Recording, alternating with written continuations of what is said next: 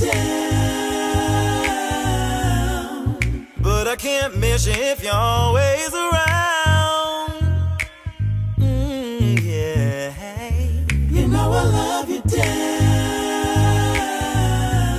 but I can't miss you if you're always around. Hello, welcome to my channel. Thank you for stopping by. Please remember, if you like what you see here or what we discuss, hit that like button, comment, and share. And again, thank you for stopping by. So I'm just gonna jump right into this video per usual. I'm discussing that new show, The Village. It's on ABC. No, it's not on ABC, it's on NBC, I think. Anyway, it's a new show. It was coming on after This Is Us, so it is NBC. It was coming on after This Is Us, but This Is Us has had its season finale, and I started watching The Village. I was already planning on watching it because of, I got notes as usual, Lorraine Toussaint. I never knew her name, but I've seen her in several things, and I really like her as an actress. I think she's very underrated. So Lorraine Toussaint is actually playing the part of Patricia. A few things that she's played in TV show wise that I saw her in was Orange Is the New Black, which I didn't like her character in Orange Is the New Black. Her name was V. V was horrible. Like, I didn't like V, but because I like Lorraine so much, I kind of didn't care that she was that horrible, because she was good at being horrible. I just like her as an actress, period. And then she was in Rosewood. She was Rosie's mom. She was really good in that. I loved her as Rosie's mom. She played in the movie Selma. I remember, once I looked it up, I remembered her being on or playing in Selma. But where I was first introduced to her, which I don't know how many people have seen this TV show. It was called Any Day Now. That was my first time seeing her that I can remember, and I fell in love with her character and her as an actress in that TV show. And that's a TV show. It's basically her and this other lady. I cannot think of her name, but they were best friends, and it was during, like, when they originally was growing up and became friends, it was during a racist time. And because, of course, Lorraine is black and her best friend was white, so that was a big issue in a lot of the episodes. It wasn't geared solely towards that. There were other things, but that was their original problem growing up, was the whole race thing. But it was a really good TV show. She was a really good actress. I liked her in that. And so when I saw the trailer and the commercials for The Village, it looked interesting. Plus it had her in it, so I just really wanted to give it a shot. I think this last episode was the third episode, so last night was the third episode of this series premiere. I was gonna do a review when the first show aired, but I wanted to get a little more into it, you know. I like the show. It has that, I don't know how many of you have seen Valentine's Day. Do you remember Valentine's Day? It kind of reminds me of that movie. Although this is a TV show, it just reminds me of that movie because everybody's life is kind of connected. They're intertwined with each other. Everybody has different storylines going on, but overall they're all connected, hence it being called The Village. So I'm gonna go down a list of the characters on the show and say what's going on with them, what I like, what I peeps, and what I think is gonna go on with them. I'll start with Patricia and Ron. They seem to be like I want to call Patricia like the mother of everybody. Not so much because she's older, she just seems more confident and more dependable. Like, they all lean on her, including her husband. And also, in the first episode, there were a few scenes with her and her husband that were so cute. They seem so in love. I love watching people in love. Like, on a TV show, it is so cute, and so I just love it. I love love. So They were so in love with each other, and it was adorable. But I could also tell from the jump that something was wrong with her. So, spoiler alert, if you haven't been watching, or if you don't know, or you plan to, I'm about to spoil a little bit of this show, because she actually went to the doctor and she has cancer. So she's battling that, and she doesn't want to take chemo. So she didn't want to take chemo initially, and then her husband convinced her to, go ahead and try it. And then if you don't like it, or if you still don't want to do it, then we'll stop. So this episode last night, which was episode 3, she decided she didn't want to do chemo anymore. She went out on a girls' night after. I think the first half of the show was about her going through chemo, and everybody was there for her. Everybody was at her side, and it was she really had a support system, and that was great. And then when she was able to go home, she just, she was feeling a little weak, but to pump herself up or make her feel like herself again, she wanted to do a girls' night with Sarah, who also has her own situations going on, which I'll get to. And so her and Sarah go out on a ladies' night, and she signed them both up for karaoke, and they're having a good night. She's throwing back shots, and she's trying to, you could tell that she's getting weaker though. Like, if you really look at her, you could tell that she's getting weaker as, the time goes by, but she's really trying to push through and enjoy her ladies' night with her friends. And also, she was talking to Sarah about just her life. She didn't want it to all be about her being sick. She wanted to have a real girls' night, because on girls' night we be pouring tea, like, what's going on in your life? Oh, this, okay, your turn, what's going on in your life? So she wanted to have a real girls' night, but unfortunately she got sick while trying to sing her song during her turn for karaoke. I could not get that out. Her turn for karaoke, and that was really sad to see. She went home, of course, and told her husband that she did not want to do chemo anymore, that she was done taking chemo. So hopefully, this is just season 1. Season 1. So please, writers, do not kill her off, because I'm gonna be honest with you, if she dies, my interest for this show is gonna die. Not that you're banking everything on me. I'm just one voice out here, but I really hope she doesn't die. Like, it's just season 1. Can we enjoy her a little more, but we'll see what they're gonna do with her and how things are gonna progress with her and her husband, who seems to be head over heels in love with her, and it is the cutest thing. Then we have Ava and Ben.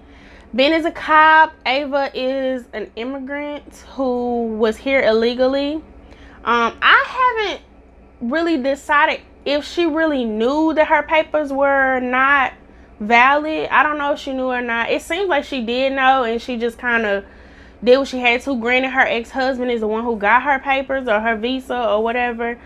But it seems like she know he did it on a shady tip. So we'll see as that unravels. But I think that when Ben is with Sammy, her son, it is the cutest thing. Sammy is so, he really, they bond well. Like, they're getting along really well. So I think that that's really adorable. I think that her husband is just jealous of that fact. He doesn't want another man in his son's life, which wouldn't be a problem if he was there himself, but he has his own self problems, which clearly he has a drinking problem, and Ava feels like he's a good man. He just has a drinking problem, and that can very well be true. So hopefully he gets the help that he needs so that he can be the father that he wants to be, and that still shouldn't hinder Ava and Ben doing what they do, because I think they're cute too. Then we have Sarah and Nick. Nick was the vet who lost his leg. He's a vet. He lost his leg. So he's just now coming home, trying to deal with all the trauma, and he's been having like nightmares, and not to mention that him and Sarah have a daughter together, and the daughter does not know that Nick is her father. So that's going to be interesting when they tell him, because this upcoming episode next week, they're supposed to tell her that Nick is her father. More than likely, some gonna come in a way so where they gonna end up not telling her, but we'll see.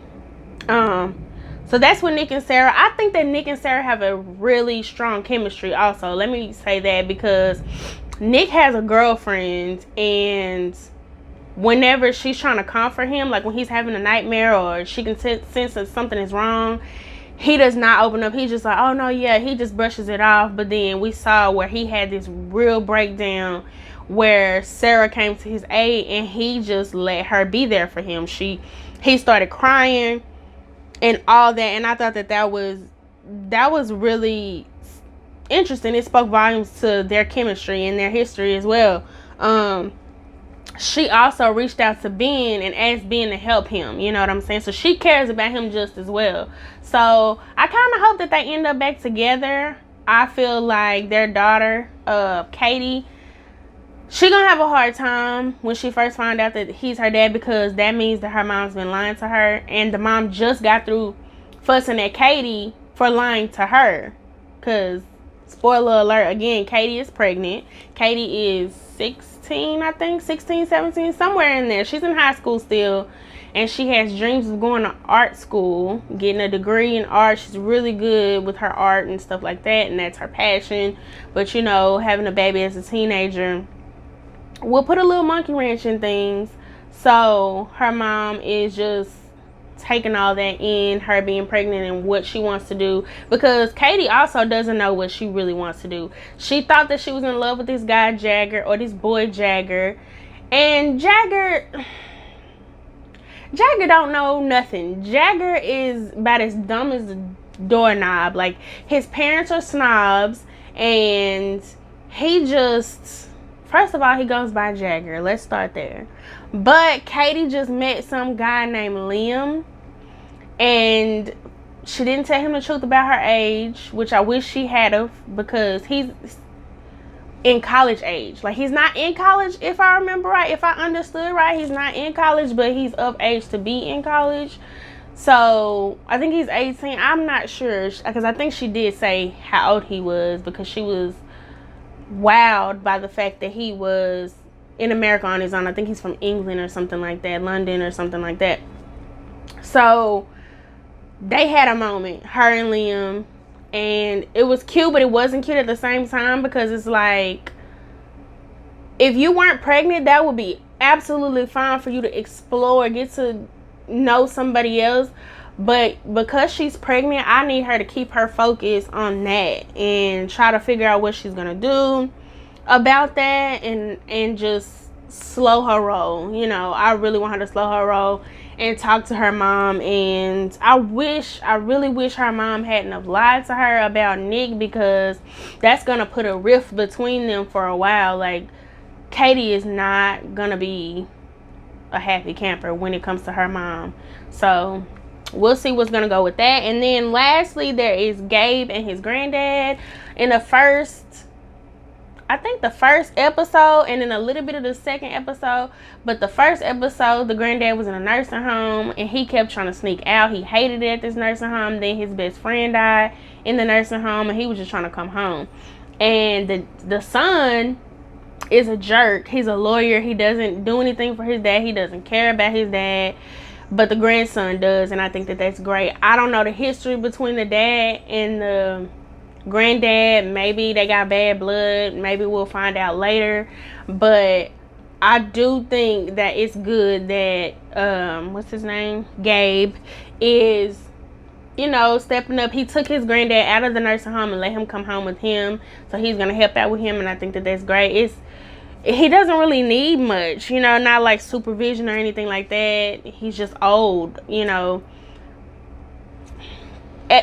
Everybody has reasons why they put their parents, grandparents, whatever, in nursing homes. But if they're not beyond your capability of caring for them, why are you putting them in a nursing home? Like, that's just my standpoint on that in real life. Like, I wouldn't put my mom in a nursing home unless it was to a point where I absolutely couldn't do anything, and that was the best place for her, like, or they could help her in some kind of way. And I pray it never gets like that.